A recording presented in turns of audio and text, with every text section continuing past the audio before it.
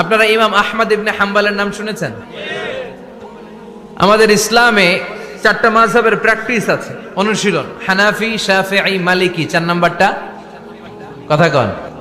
আরো অনেক মাযহাব আছে, কিন্তু এই চারটা মাযহাব বেশি প্রসিদ্ধ। গোটা বিশ্বের মানুষগুলো কোরআন সুন্নাহর আলোকে যে আমলগুলো করে, এটা চারটা মাযহাবের রেফারেন্সের সাথে কোনো না কোনো ভাবে মিলে যায়। এটার প্রথমটা হচ্ছে হানাফি, দ্বিতীয়টা শাফিঈ, তৃতীয়টা 4 নাম্বারটা সবাই বলেন কি নাম? হাম্বলি। ইমাম আহমদ ইবনে হাম্বল এই মাযহাবের ধারক, বাহক, প্রতিষ্ঠাতা। তিনি ছিলেন জগৎ বিখ্যাত মুহাদ্দিস। ওনার পুরো জীবনটা উনি হাদিস সংগ্রহের কাজে ব্যয় করেছেন, এবং একক স্বতন্ত্র হাদিসের গ্রন্থ হিসেবে পৃথিবীর সবচাইতে বড় যে হাদিসের কিতাব, ওইটার নাম হচ্ছে মুসনাদে আহমদ ইবনে হাম্বল। যারা আলেম ওলামা আছেন জানেন না? মুসনাদে আহমদ ইবনে হাম্বল, এটার মধ্যে প্রায় 40,000 হাদিসের কম্পাইলেশন আছে। সুবহানাল্লাহ, বাড়িতে গিয়ে বললেন। এত বিশাল হাদিসের গ্রন্থের রচয়িতা। ওনার শেষ জীবনে উনি হাদিস সংগ্রহের জন্য সফর করতেন। শীতের এক রাতে তিনি সফরে বেরিয়েছেন। এক মসজিদে মাগরিব আর এশার সালাত পড়ে তিনি ভাবলেন ফজরের সালাত এই মসজিদে পড়ে সকালবেলা বেরোবো, যেহেতু বাইরে শীত, কই আর যাব। ব্যাগ থেকে কাঁথা বের করে হাদিস পড়তে শুরু করেছেন, আর ভাবলেন হাদিস পড়তে পড়তে রাতটা কাটিয়ে দিব। কিন্তু মসজিদের দারোয়ান এসে বলে, মুরব্বী, মসজিদে তো থাকা যাবে না, আপনি বেরোন। আহমদ ইবনে হাম্বল অনুনয় বিনয় করলেন যে তোর কাছে হাত জোর করে ক্ষমা চাই বাবা, এই শীতের রাতে আমারে বের করে দিস না, আমি রাতটা মসজিদে কাটাতে চাই। আমি ফজরের নামাজেরও মুসল্লি এই মসজিদের, আমি ফজর পরে তারপরে যাব। দারোয়ান সে না ছোট বান্দা, সে বলে না, মসজিদে থাকতে পারবেন না, বেরোন। না বেরোলে গাট্টি সহ ঘাট ধাক্কা দিয়ে বের করে দেব। চিনতে পারে নাই যেটা মুহাদ্দিসুদ দাহর, এ যুগের সর্বশ্রেষ্ঠ মুহাদ্দিস ইমাম আহমদ ইবনে হাম্বল। এখন উনি আর কি করবেন, কিছু করতে না পেরে ব্যাগ নিয়ে বের হয়ে গেলেন। প্রচন্ড শীতের রাতে, কনকনে শীতে তিনি কাঁপছেন। হাঁটতে হাঁটতে, চলতে চলতে হঠাৎ দেখলেন একটা বাজার। ওই বাজারে এক খাব্বাজ, রুটির দোকানদার, শাবুন খাব্বাজ, যুবক রুটি বানাচ্ছে। যে সালাম দিলেন, আসসালামু আলাইকুম। বাবা, শীতের রাতে বিপদে পড়েছে, যাওয়ার জায়গা নেই। তোমার যে চুলাতে তুমি রুটি বানাও, এই চুলার পাশে বসে যদি সারা রাত আমি কাটিয়ে দেই আর চুলা থেকে আগুন পোয়াই, তোমার কি কোনো ক্ষতি হবে? যুবক বলেন, না না, কোনো ক্ষতি হবে না। আহলান ওয়া সাহলান, ইয়া মারহাবান বিক, খোশ আমদেদ, এটা তো খুশ নসিব আমার। আপনি আগুন পোহালে আমার সমস্যা কি, আসেন। ইমাম আহমদ ইবনে হাম্বল যুবককে শুকরিয়া জানিয়ে, আল্লাহর শুকরিয়া করে চুলার পাশে বসে আবার হাদিস পড়তে লাগলেন। কিন্তু তিনি লক্ষ্য করলেন যে যুবকটা একটু পর পর আওয়াজ করে পড়ে আস্তাগফিরুল্লাহ। কি পড়ে? আটা দিয়ে রুটি বানায়, পড়ে আস্তাগফিরুল্লাহ। রুটির খামির বানায়, পড়ে আস্তাগফিরুল্লাহ। খামিরগুলো দলা বেঁধে গোল গোল করে সাজিয়ে রাখে, আর কি পড়ে? বেলুন দিয়ে এগুলোর বলে চুলার ভিতরে ঢুকায় দেয়, আর কি পড়ে? কেউ রুটি কিনতে আসলে তার হাতে রুটি তুলে দেয়, আর কি পড়ে? টাকা দিলে টাকা নিয়ে ক্যাশ বক্সে রেখে দিয়ে কি পড়ে? শুধু পড়ছে আস্তাগফিরুল্লাহ, আস্তাগফিরুল্লাহ। ইমাম আহমদ ইবনে হাম্বল তো অবাক, ঘটনা কি, এই যুবকের হলোটা কি? শুধু আস্তাগফিরুল্লাহ। তিনি হাদিসের কিতাবটা বন্ধ করে যুবককে জিজ্ঞেস করলেন, বাবা, আসার পর থেকেই দেখছি তুমি শুধুই পড়ছো আস্তাগফিরুল্লাহ, আস্তাগফিরুল্লাহ, আস্তাগফিরুল্লাহ, ঘটনাটা কি? কেন এত তুমি ইস্তেগফার পড়ো? যুবক বলল, এটা আমার একটা চিরাচরিত আমল, সব সময় আমি এই আমলটা করি। আমি সব সময় ইস্তেগফারের সাথে আঠার মতো লেগে থাকি, আর সব সময় ইস্তেগফার পড়ার কারণে আল্লাহ তাআলা আমাকে মুস্তাজাবুদ দাওয়া বানিয়ে দিয়েছে। মানে আমি দোয়া করলেই দোয়া কবুল হয়ে যায়। এই জীবনে আমি যত দোয়া হাত তুলে করেছি, মুহূর্তের মধ্যে আমার দোয়াগুলো কবুল করে নিয়েছে কে? শুনে তো ইমাম আহমদ ইবনে হাম্বল অবাক, বলে কি, আনতা মুস্তাজাবুদ দাওয়া? তুমি মুস্তাজাবুদ দাওয়া, তুমি দোয়া করলেই কবুল? না, আনা মুস্তাজাবুদ দাওয়া, হ্যাঁ আমি দোয়া করলেই কবুল হয়ে যায়। তুমি জীবনে যা দোয়া করেছো সব পেয়েছো? হ্যাঁ, আমি জীবনে যা দোয়া করেছি আমি সব পেয়েছি, সব দোয়া কবুল হয়েছে আমার জীবনে, শুধু একটা দোয়া ছাড়া। ইমাম আহমদ ইবনে হাম্বলের কৌতূহল আরো বেড়ে গেল। সব দোয়া তোমার কবুল হয়েছে, একটা দোয়া কবুল হয় নাই।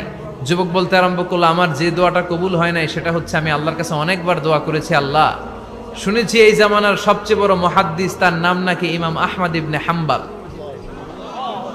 আল্লাহ, তোমার কাছে আমার আকুতি, তোমার কাছে আমার মিনতি, আমি যেন এত বড় মুহাদ্দিসের হাতে হাত রেখে মুসাফা করতে পারি আর তার কপালে একটা চুমু দিতে পারি। আমার এই দোয়াটা আজও কবুল হয় নাই। আজও আল্লাহ তাআলা এই দোয়াটা কেন যে কবুল করেন আমি জানি না। একথা শুনে ইমাম আহমদ ইবনে হাম্বল আবেগপ্রবণ হয়ে গেলেন, আর নিজেকে ধরে রাখতে পারলেন না, চোখের পানি ছেড়ে দিলেন আর বললেন, ইয়া শাব, হে যুবক, আহমদ ইবনে হাম্বলের সাথে দেখা করার জন্য তোমার আহমদ ইবনে হাম্বলের দরবারে যাওয়ার দরকার নাই, তোমার এই দোয়াটাও আল্লাহ কবুল করে নিয়েছে। আহমদ ইবনে হাম্বল দেখা দেওয়ার জন্য তোমার দরবারে ছুটে এসেছে। আনা আহমদ ইবনে হাম্বল মুহাদ্দিসুদ দাহর, আমি হচ্ছে আহমদ ইবনে হাম্বল। যুবকও নিজেকে ধরে রাখতে পারে না, চোখের পানি ছেড়ে দিয়ে ওই যুগের সবচাইতে বড় মুহাদ্দিসকে জড়িয়ে ধরে হাতের মধ্যে হাত রেখে মুসাফা করে আহমদ ইবনে হাম্বলের কপালে চুমুকে দেয় আর আহমদ ইবনে হাম্বলের কাছে দোয়া চেয়ে বলল, ও ইমাম, রব্বুল আলামিন আমার জীবনের কোন দোয়া আজকে আর বাকি রেখে দেন নাই, এই যেই দোয়াটা বাকি ছিল এই দোয়াটাও আল্লাহ কবুল করে নিয়েছে। এই দোয়াটাও কবুল, মুস্তাজাবুদ দাওয়া। আপনি সব সময় যদি ইস্তিগফারের সাথে আঠার মতো লেগে থাকতে পারেন, আপনি দোয়া করা মাত্র দোয়া কবুল করে নেবে কে? এজন্য সব সময় অবসরে বসে আছেন, বাস স্টেশনে বসে আছেন, সিএনজিতে চড়ে এক জায়গা থেকে আরেক জায়গায় যাচ্ছেন, বিছানায় শুয়ে আছেন, পড়বেন আস্তাগফিরুল্লাহ। কি পড়বেন? প্রাণ খুলে মন থেকে আওয়াজ করে সবাই পড়েন আস্তাগফিরুল্লাহ। আবারও পড়েন আস্তাগফিরুল্লাহ, চিল্লায় পড়েন আস্তাগফিরুল্লাহ।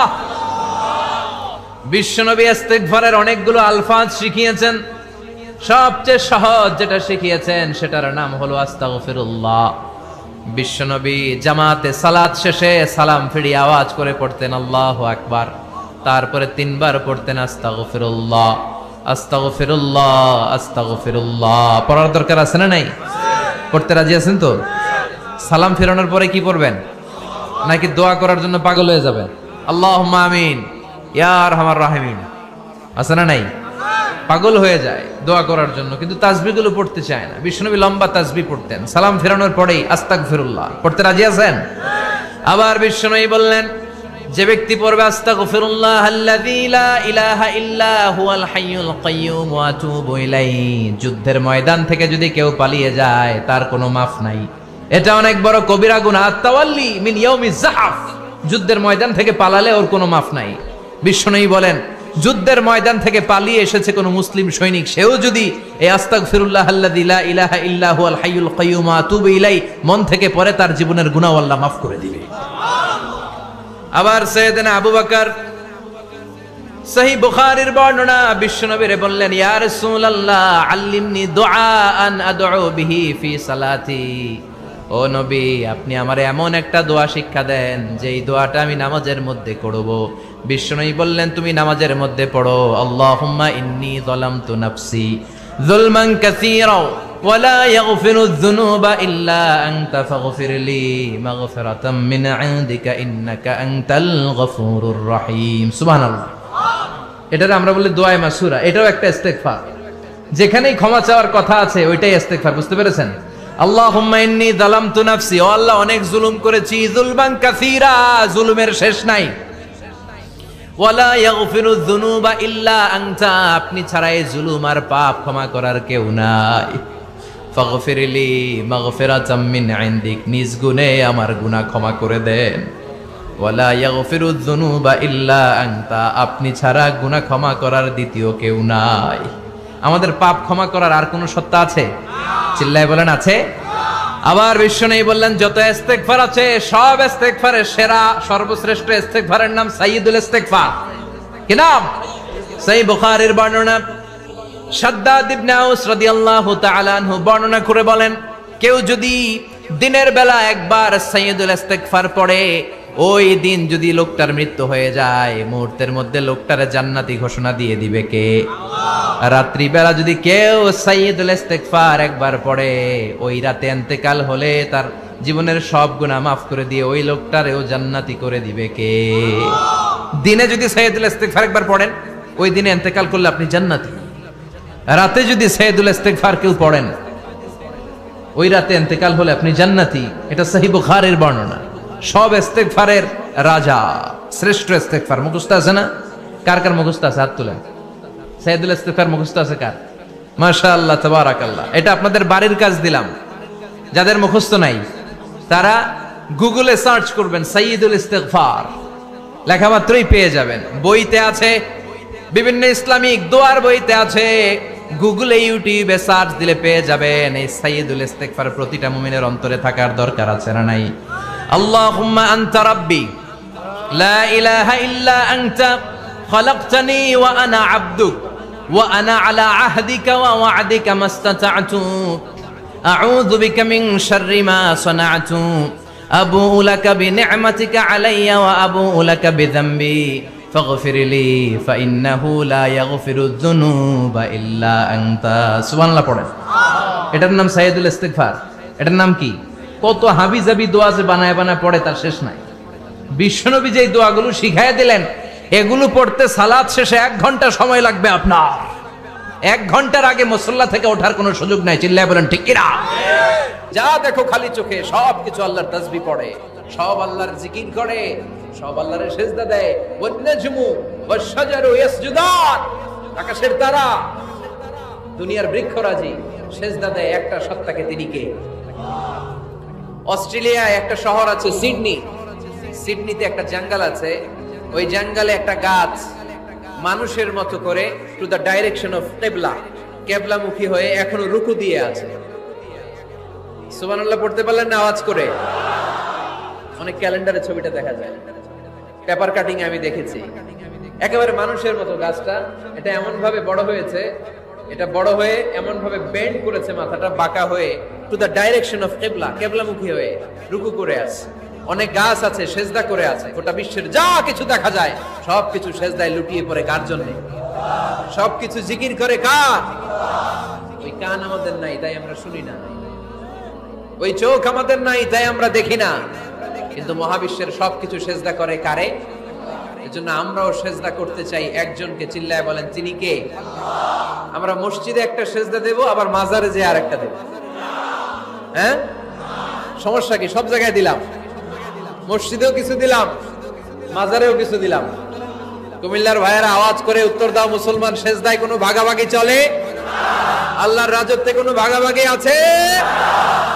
সেজদা চলবে একজনের জন্য। তিনি কে? কোন ভণ্ডামির সাথে ইসলামের কোন সম্পর্ক, ভণ্ডামির সাথে কোরআনের কোন সম্পর্ক। ভণ্ডদের ভালো হওয়ার সুযোগ এখনো আছে না নাই? আজকের এই লাখো জনতার মাহফিল থেকে আমরা তাদেরকে উদাত্ত আহ্বান জানাই, ভণ্ডামি ছেড়ে দেন, ভালো হয়ে যান। ভালো হইতে পয়সা লাগে না। তাহলে কোরআন আমাদেরকে শেখালো ওয়াসজুদ ওয়াক্তারিব, prostrate and be closer to me. তোমরা না আল্লাহর কাছে যেতে চাও? তোমরা না আল্লাহর নৈকট্য প্রাপ্ত বান্দা হতে চাও? তোমরা না আল্লাহর কাছের মাহবুব পেয়ারা বান্দা হতে চাও? তাহলে সেজদায় লুটিয়ে পড়ো, সেজদায় লুটিয়ে পড়ো। আল্লাহ তাআলা তোমাদেরকে কাছে টেনে নিবে। আওয়াজ তুলে বলেন ঠিক কিনা? মুসা আলাইহিস সালাম ফেরাউনের সামনে যেয়ে দাঁড়ালেন। ফেরাউনের জাদুকররা বিশাল বড় বড় বাঘ বানালো, সিংহ বানালো, সাপ বানালো। মুসা আলাইহিস সালাম দেখে ভড়কে গেলেন, ভয় পেয়ে গেলেন। আল্লাহ বললেন মুসা ভয় নাই, তোমার লাঠিটা খালি ফেলো। কি ফেলো? মুসা আলাইহিস সালামকে একটা লাঠি দিছে কে? লাঠি ফেলার সাথে সাথে মুহূর্তের মধ্যে হাইয়াতান তাসআ, বিশাল এক অজগর সাপ। এই বিশাল অজগর সাপ ফেরাউনের জাদুকরদের বানানো সব ভাগ, ভাল্লুক, সিংহ আর সাপগুলো রেখে বিশাল ফানা ধরে আছে। আর সাপ বলতে শুরু করেছে, আর কি আছে নিয়ে আয়। সুবহানাল্লাহ কইতে পারলেন না? এই দৃশ্য দেখার সাথে সাথে ফেরাউনের রাজপ্রাসাদের সামনে যতগুলো জাদুকর ছিল, কোরআন বলে ফাউলকিয়াস সাহারাতু সাজিদিন। এই দৃশ্য দেখা মাত্রই ফেরাউনের নিয়ে আসা বড় বড় জাদুকরগুলো মুসা আলাইহিস সালামের সামনে দাঁড়িয়ে আল্লাহর জন্য সেজদায় লুটিয়ে পড়েছে। ফাউলকিয়াস সাহারাতু সাজিদিন, সেজদায় লুটিয়ে পড়ে ঘোষণা দিল, আমি ফেরাউনরে মানি না, আমি কোন নাস্তিককে মানি না, আমি মুসার রব, হারুনের রব, বনি ইসরাইলের রব, আল্লাহর জন্য সেজদায় লুটিয়ে পড়লাম। চিল্লায় পড়েন আল্লাহু আকবার। মুহূর্তেই এক সেজদার কারণে তাদের নসিবে হেদায়েত দিয়ে দিয়েছে কে? পৃথিবীর কেউ কাউরে হেদায়েত দিতে পারে? অনেক বাবা ছিল নবী, ছেলের কপালে হেদায়েত নাই, আছে না নাই? অনেক ছেলে ছিল নবী, বাবার কপালে হেদায়েত নাই, আছে না নাই? হেদায়েত দেওয়ার মালিক একজন, চিল্লায় বলেন তিনি কে? একটা সিজদা, একটা সিজদা, একটা সিজদার আদেশকে অমান্য করার কারণে ইবলিস জাহান্নামীদের সর্দার, চিল্লায় বলেন ঠিক কিনা? ওয়া ইয কুলনা লিল মালাইকাতি ইসজুদু লিআদম ফাসাজাদু ইল্লা ইবলিস আবা ওয়াস্তাকবারা ওয়া কানা মিনাল কাফিরিন। আল্লাহ বললেন, ও ফেরেশতাকুল সবাই আমার আদেশ মোতাবেক আদমকে সেজদা করো। সবাই সেজদা করলো, একজন ছাড়া, সে কে? আরো জোরে বলেন কি নাম?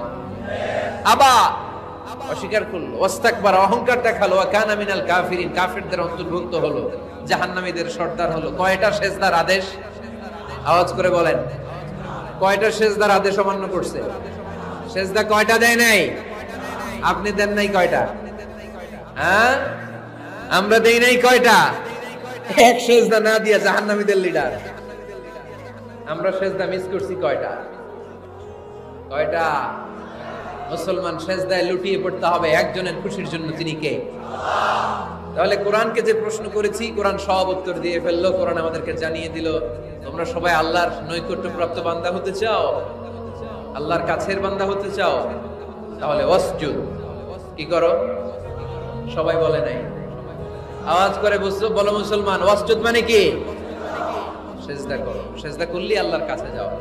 মনের যত জ্বালা যন্ত্রণা দুঃখ ব্যথা আপনি সেজদায় পড়ে আল্লাহরে বলেন। কোনো ভায়া লাগবে না, কোনো মিডিয়া লাগে না, কোনো সিরিয়াল লাগে না, কোনো অ্যাপয়েন্টমেন্ট লাগে না। ডাকতে দেরি, ডাকে সাড়া দিতে দেরি হয়।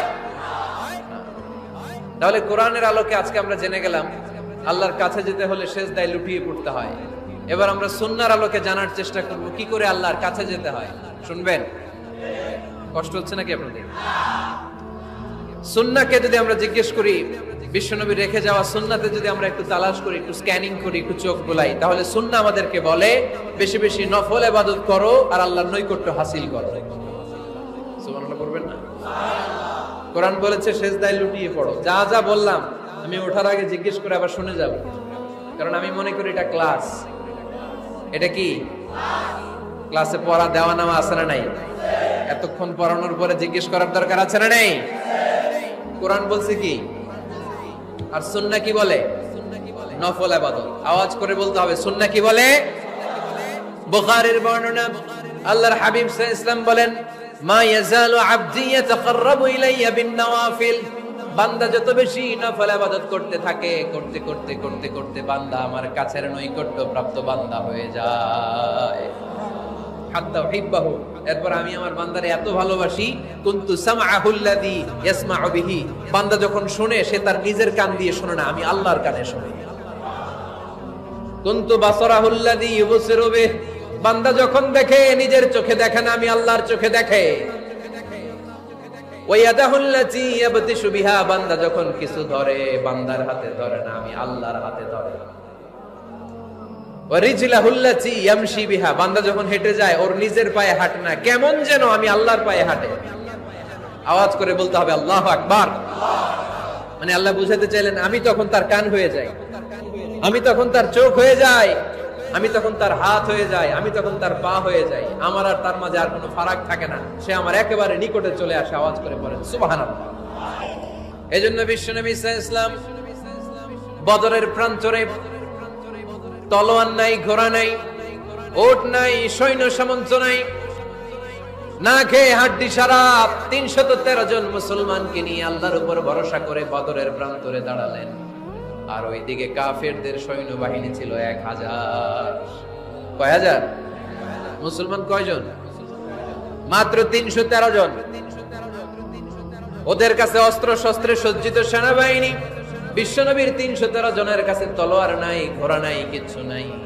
বিশ্বনবী আল্লাহর উপর ভরসা করে এক মুষ্টি বালি নিয়ে ওয়াশাহাতিল ওযু, কাফেরদের চোখগুলো ধ্বংস হোক বলে তিনি বালুগুলো ছড়িয়ে দিলেন। মুহূর্তের মধ্যে ১০০০ সৈন্যবাহিনীর কাফের সৈনিকদের চোখের মধ্যে ধূলিকণা পৌঁছে দিল কে? আল্লাহর হাবিব সাল্লাল্লাহু আলাইহি ওয়াসাল্লাম বদরের প্রান্তর থেকে এক মুষ্টি বালু নিয়ে বললেন শাহাতিল হুজু, বলে তিনি বালু ছুড়ে মারলেন। 1000 সৈন্যবাহিনীর চোখের মধ্যে বালু ছড়াই দিছে কে? বুঝে শুনে উত্তর দিয়ে। এখানে 1000 লোক দাঁড়ানো, আমি বালু নিলাম, গায়ের যত জোর আছে সবার চোখের দিকে মারলাম। 1000 জনের চোখের ভিতরে ঢুকবে সর্বোচ্চ 5 জন, বেশি হইলে 10 জন, তার চেয়ে বেশি হইলে 20 জন, বেশি হইলে 50 জন। বুঝে শুনে উত্তর দিয়ে। আমার মুষ্টিবদ্ধ বালু ছুঁড়ে মারলে 1000 মানুষের চোখের মধ্যে পড়বে? আওয়াজ করে বলেন পড়বে। এজন্য আল্লাহ বলেন নবী ওটা তুমি মারো না, ওটা আমি মারছি। সুবহানাল্লাহ নাই? আল্লাহ বিশ্ব নবীর ডেকে বলেন ওমা রামাইতা ইয রামাইতা ওয়ালাকিন্নাল্লাহা রামা। নবী হে, বালু তুমি ঠিকই তোমার হাতে নিয়েছো, কিন্তু আমি আল্লাহ নিজ দায়িত্বে 1000 কাফেরের চোখের ভেতরে বালুগুলো পৌঁছে দিয়েছি। তাহলে বান্দা যখন নফল ইবাদত করে তখন বান্দার হাত আর বান্দার হাত থাকে না, ওইখানে আল্লাহর হাত যুক্ত হয়ে যায়। বান্দার পা থাকে না, সেখানে আল্লাহর পা যুক্ত হয়ে যায়। বান্দা যখন দেখে নিজ চোখে দেখে না, আল্লাহর দৃষ্টিশক্তি সেখানে যুক্ত হয়ে যায়। চিল্লায় বলেন ঠিক কি না? এজন্য নফল ইবাদত করতে রাজি আছেন তো? সুনানে তিরমিজির বর্ণনায় আল্লাহর হাবিব সাল্লাল্লাহু আলাইহি ওয়াসাল্লাম বললেন হাদিসে কুদসি কিয়ামতের দিন বান্দার যখন ফরজে ঘাটতি হবে, কিসে ঘাটতি হবে? ফরজে। আল্লাহ পাক বলবেন উনজুরু হাল্লি আবদি মিন তাতাবু, ও ফেরেশতারা দেখো তো আমার বান্দা নফল করছে কিনা। ফরজে যেহেতু তার ঘাটতি, দেখো তো আমার বান্দার কোনো নফল ইবাদত আছে কিনা। ফেরেশতারা বলবে আছে। আল্লাহ বলবেন তাহলে ফরজগুলার যেহেতু ঘাটতি, নফল থেকে কিছু এনে ফরজে বসাই দিয়ে এগুলোর ফরজ বানায় দাও। এজন্য নফল ইবাদতের দরকার আছে না নাই? ফরজ তো করাই লাগবে, এটা কম্পালসারি, এটার মাফ নাই, এটা অব্লিগেটরি। নফল করে আল্লাহর কাছে যাওয়া যায়, নফল হচ্ছে ওভারটাইম। নফল ইবাদত কেমন?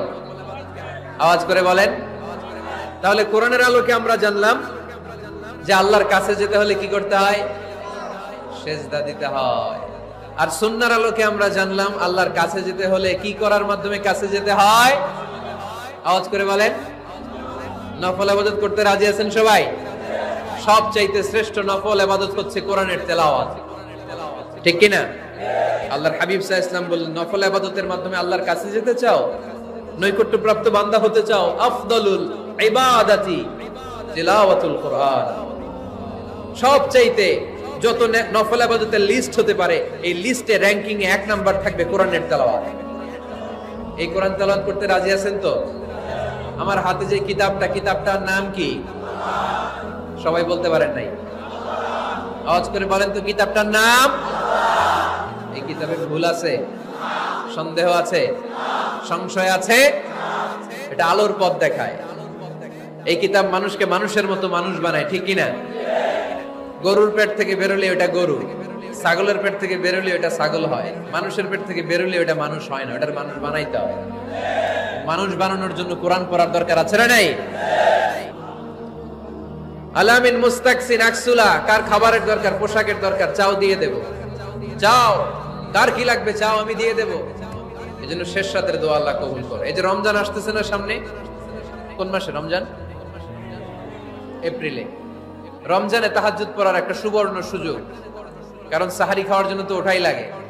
একটু তাহাজ্জুদের অভ্যাস করব আমরা। রাজি আছি তো সবাই? 3 নম্বর নফল ইবাদত হচ্ছে দোয়া। সবাই সবার জন্য দোয়া করবে। অনেকে কয় হুজুর আমার দোয়া আমি করব, ওরটা ওই করব, এর লাগে আমি করব কেন? আছে না নাই? এটা ভুল।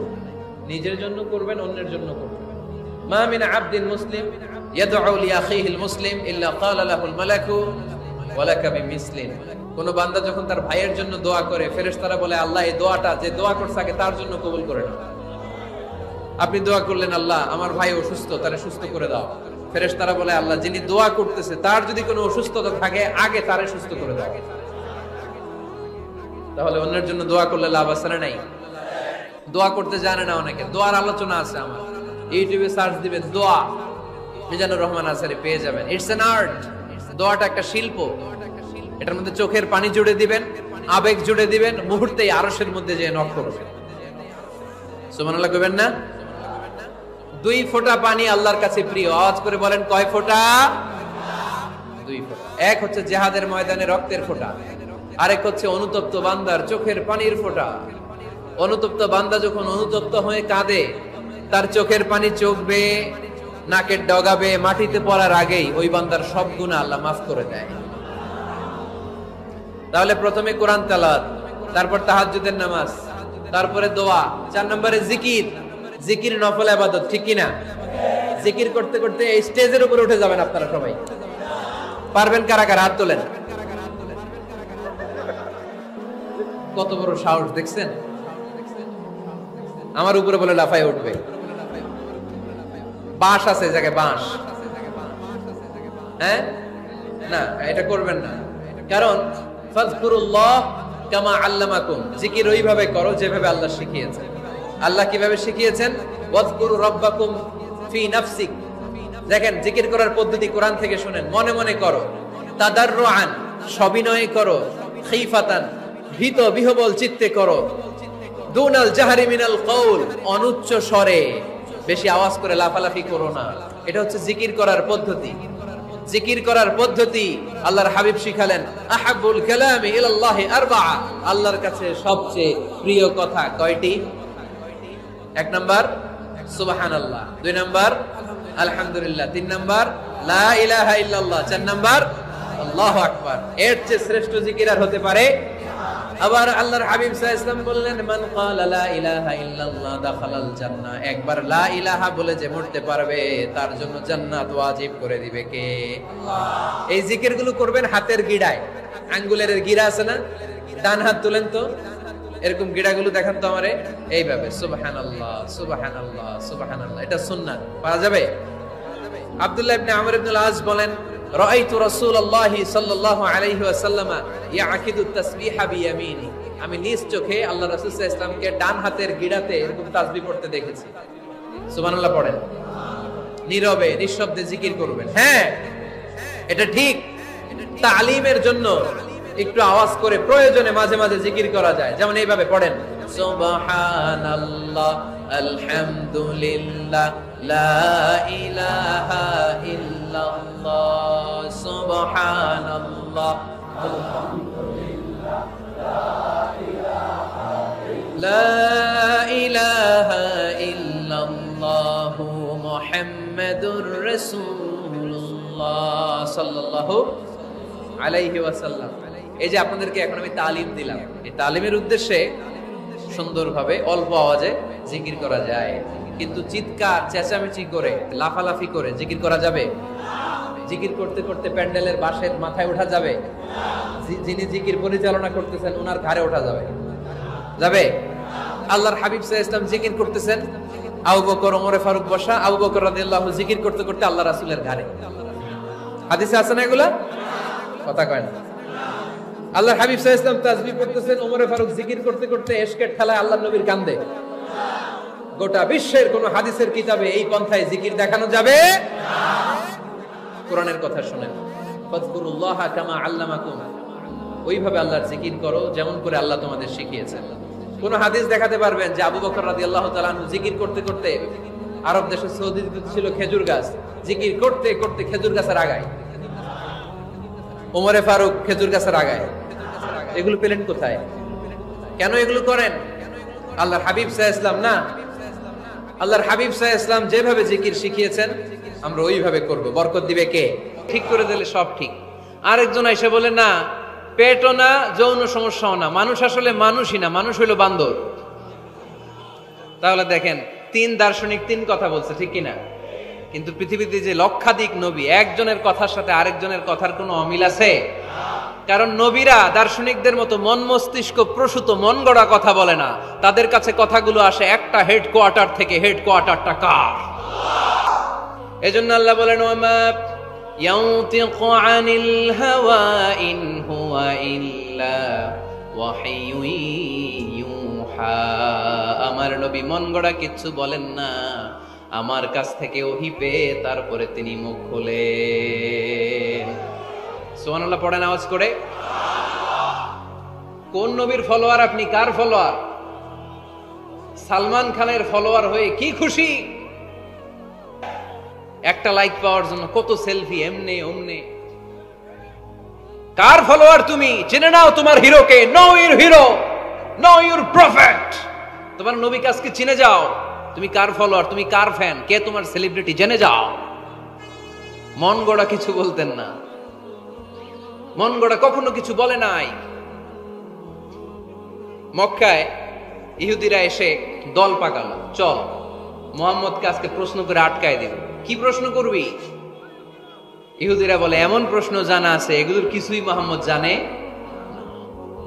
ইহুদিরা এসে হাজির, মুহাম্মদ আমরা কালিমা পড়ে মুসলমান হব। আল্লাহ রাসূল তো মহা খুশি, তাই আসো, তবে শর্ত আছে। কি শর্ত? 3টা প্রশ্নের উত্তর দিতে পারলে লাইন ধরে আমরা সব কালিমা পড়ে ফেলব। কোন 3টা প্রশ্ন বলো? তারা প্রশ্ন শুরু করলো। প্রশ্ন নাম্বার 1, মা হুয়া রূহ। মুহাম্মদ বলো তো রুহু কারে বলে? রুহু কি? রুহু, এই যে রুহু, এটা দেহের মধ্যে ঢুকলে মানুষ নড়ে চড়ে, অ্যানিমেশন, জীবন্ত প্রাণবন্ত, আছে না নাই? এটা যখন চলে যায় আর লড়ে আর নড়ে চড়ে। 2 কান্দে ছিল যে তোমার 2 জনা পাহারা, তোমারে একলা থইয়া পালাইছে তাহারা। তোমার 8 কুঠুরি 9 দরজা বন্ধ, এবার হলো রে হলো মুখে আল্লাহ রসুল সবে বলো। দুয়ারে আইসাছে পালকি, নাই হরি গাও তোলো রে তোলো, মুখে আল্লাহ রসুল সবে বলো। ও মুখে আল্লাহ রসুল সবে বলো। ঠিক কি না? আমাদেরকে একলা ফেলে যখন রুহু চলে যায়, দেখে কোনো নাড়াচাড়া নাই। ইহুদিরা বলল প্রথম প্রশ্ন রুহু কারে বলে বলো। 2 নাম্বার প্রশ্ন, মানহুম আসহাবুল কাহাফ। আসহাবে কাহাফ সম্পর্কে কি জানো? কি জানো বলো। গুহাবাসী, গুহাবাসীদের সম্পর্কে কি জানো? অনেক আগে তারা এসেছিল পৃথিবীতে। 3 নাম্বার প্রশ্ন, মান হুয়া যুলকারনাইন। যুলকারনাইন সম্পর্কে কি জানো বলো। প্রশ্ন কয়টা? প্রথম প্রশ্ন কি সম্পর্কে?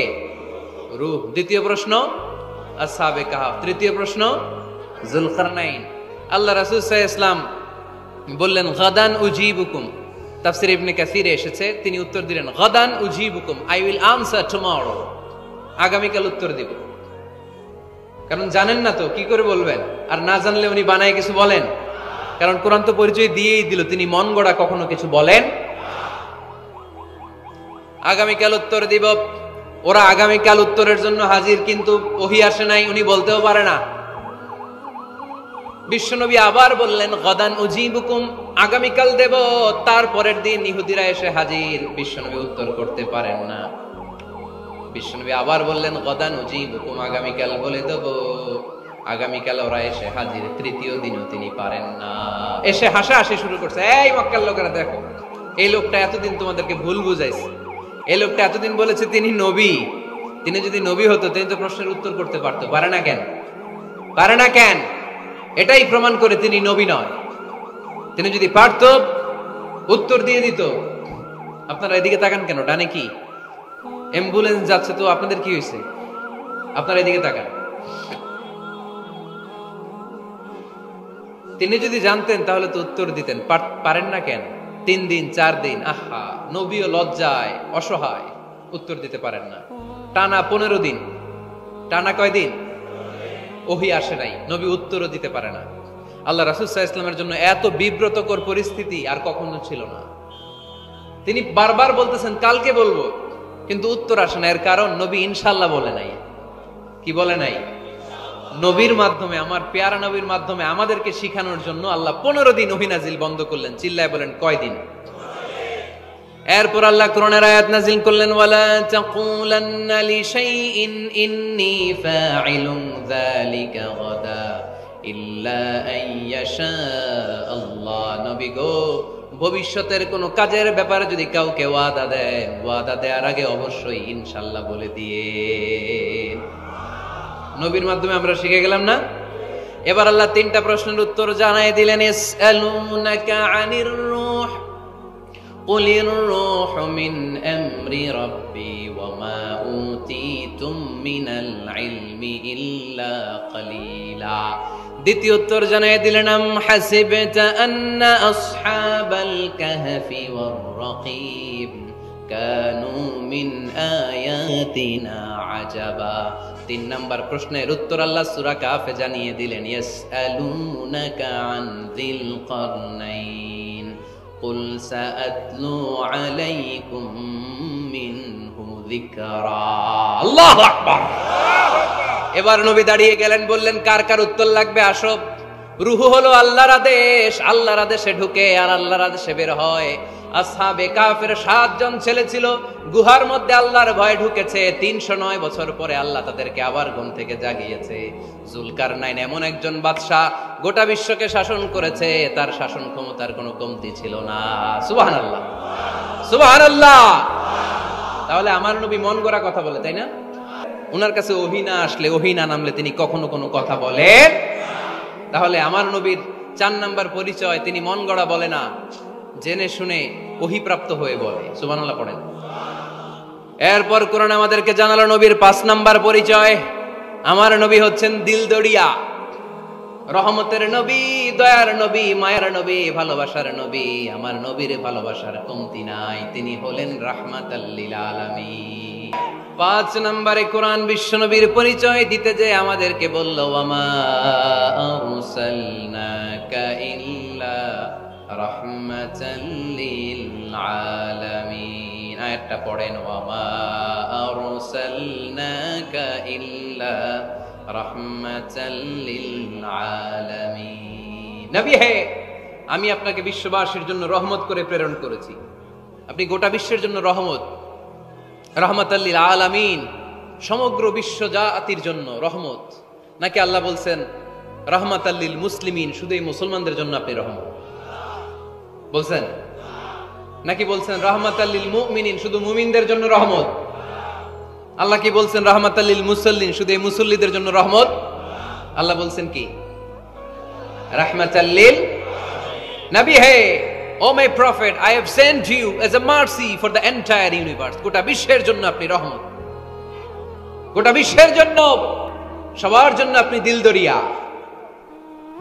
এজন্য কোরআন বলল, লাকাদ জাআকুম রাসূলুম মিন আনফুসিকুম আজিজুন আলাইহি মা আনিতুম হারিসুন আলাইকুম বিল মুমিনিনা রাউফুর রহিম। যিনি আমার নবী, যিনি তোমাদের কাছে রাসূল হয়ে এসেছেন, আজিজুন আলাইহি মা আনিতুম, যেই জিনিসটা তোমাদেরকে কষ্ট দেয় এই জিনিস মেনে নেয়া নবীর পক্ষে সম্ভব না। যে জিনিসটা আমাদের দুঃখ দেয় ওইটা আমার নবী মেনে নিতে পারেন। হারিসুন আলাইকুম, তিনি তোমাদের কল্যাণকামী। বিল মুমিনিনা রাউফুর রহিম, মুমিনদের জন্য তিনি দিলদরিয়া।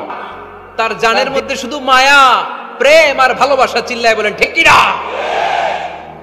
সব নবীকে আল্লাহ একটা দোয়া করার সুযোগ দিয়েছেন।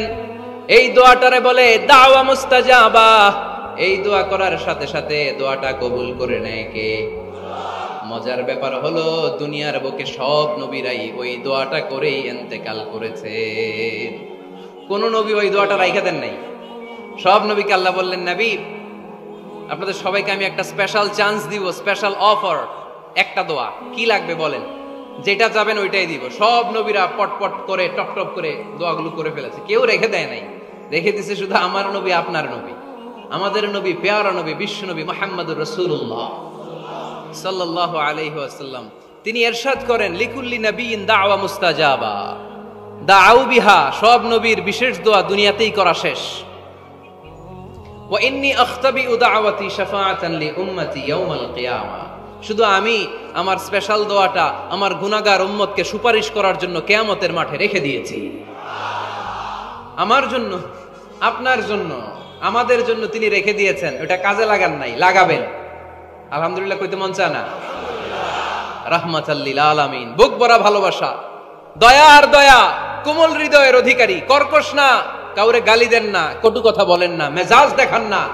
এজন্য আল্লাহ বললেন, ফাবিমা রাহমাতিম মিনাল্লাহি লিনতা লাহুম ওয়া লাউ কুনতা ফাদদান গালিযাল কলবি লান ফাদ্দু মিন হাওলিক। নবী হে, আল্লাহর রহমতে আপনি কোমল হৃদয়ের অধিকারী হয়েছেন। আপনি যদি কর্কশ ভাষী হতেন, মেজাজওয়ালা লোক হতেন, এখন যেমনি কোন জায়গায় গেলে আপনার পিছনে পিছনে লোকজন ঘুরে বেড়ায়, সবাই চলে আসে, আপনি মেজাজ দেখালে আপনার কাছেও কেউ কোনোদিন ঘেষতো না। রাসূল সাল্লাল্লাহু আলাইহি ওয়াসাল্লাম যেদিকে যেতেন চারদিক দিয়ে লোক ভিড় করত। আমার নবী যেখানে, ওনারা দেখার জন্য লোক ভিড় করত। আমার নবীর নূরানি চেহারাটাকে একটা নজর দেখার জন্য মানুষ পাগল হয়ে ছুটে আসতো। ফাবিমা রাহমাতিন মিনাল্লাহি লিনতা লাহুম, কোমল হৃদয়ের অধিকারী, উনার ভাষা যখন বেরোয় যেন মুখ দিয়ে মুক্তা ঝরে। উনি যখন তাকায় চোখ দিয়ে যেন নূর বের হয়। উনার চেহারার নূরের ঝলকানি কাফেরদের হৃদয়টারে মুহূর্তের মধ্যে ঠান্ডা করে দেয়। উনার কণ্ঠের সুমধুর তেলাওয়াত কাফেরদের হৃদয়টারে উজালা করে দেয়। ফাবিমা রাহমাতিন মিনাল্লাহি লিনতা লাহুম, নবী আমার রহমতে আপনি অনেক কোমল হৃদয়ের অধিকারী। আমার নবী এত দিলদরিয়া, কাফেররাও যাতে কালেমার পথে চলে আসে কাফেরদের পিছনে পিছনে ঘুরতেন, পিছনে পিছনে যেতেন। আল্লাহ বললেন, নবী ফালা আল্লাকা বাখিউন নাফসাকা আলা আসারিহিম ইল্লাম ইউমিনু বিহাদাল হাদিসি আসাফা। নবী হে, আপনি ওদের ভালোর জন্য ওদের পিছনে ছুটতে ছুটতে, বসে যান বসে যান, ওদের পিছনে ছুটতে ছুটতে আপনি তো আপনার জানটারে শেষ করে দেবেন। আপনি তো নিজেরে শেষ করে দিচ্ছেন ওদের পিছনে ছুটতে ছুটতে। নবী গো, আপনি ওদের পিছনে ছুটতে ছুটতে নিজের জানটারে শেষ করে দিয়েন। রহমতের নবী, সবার জন্য হৃদয়ে ভালোবাসা আছে না নাই? আমরা মসজিদ নিয়ে ভাগাভাগি করি, করি না? হানাফি মসজিদ, আহলে হাদিসের ভাইরা আইলে কিল খাইবেন। আহলে হাদিস জামে মসজিদ, হানাফিরা ঢুকলে গুতায় বাইর করে দেবেন, আছে না নাই? কে বলছে আপনারা হানাফি মসজিদ বানাইতে? মসজিদে কাউরে বাধা দেয়া যাবে না, খবরদার। সবাই এক, সবার জন্য বিশ্বনবীর হৃদয় দিলদরিয়া। আমরা হানাফি মসজিদে আহলে হাদিসদেরকে ঢুকতে দেই না, আহলে হাদিস মসজিদে হানাফিদেরকে ঢুকতে দেই না। আমিন আসতে বললে ঢুকতে দেই না, জোরে বললে ঢুকতে দেই না। বিশ্বনবী মসজিদে নববীতে খ্রিস্টানদেরকে নিয়ে বসে বসে কথা বলেছেন। পবিত্র চরিত্রের অধিকারী, এটাকে বলা হয় খুলুকে আযীম। এটারে কি বলে? সবাই বলেন, আরো জোরে বলেন। নবীর ফলোয়ার, নবীর সুন্দর সুন্দর নামগুলো নিতে চায় না, আওয়াজ করে বলেন খুলুকে আযীম। আরবিতে খুলুক মানে চরিত্র, খুলুক মানে এটার বহু বচন আখলাক। আখলাক তো বুঝেন, বলি না লোকটার আখলাক খুব ভালো, স্বভাব চরিত্র ভালো। তো আমার নবীর স্বভাবকে এত অনুপম, এত সুন্দর করে আল্লাহ কোরআনে তুলে ধরেছেন। আল্লাহ এটার নাম দিয়েছেন খুলুকে আযীম। কি নাম?